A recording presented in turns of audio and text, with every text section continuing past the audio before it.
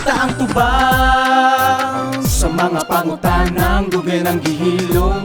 Mahadlo kong mutingog kay murag di katuuhan paminawon.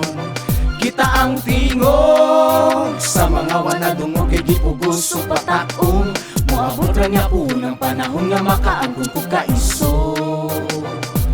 Kung ikaw ang naa sitwasyon, unsay ang ay buhaton, ang ay pabanglang ngay langayon, no mo aksyon na tadayon. Kani nga kasulbaran atuan ng isgutan, dapat naa kay kaalam basinyag mataymingan. Sa dalan, eskwelahan o sa paradahan, bisag asa nga lugar, dili na malikayan.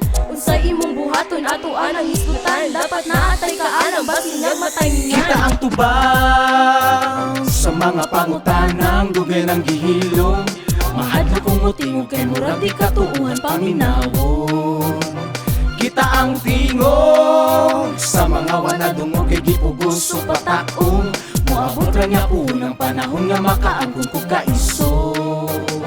Naaray tubag sa mga pangabuso nga gusto mong isumbong. Mauna ni karon ang panahon nga di taangay nga mohilom.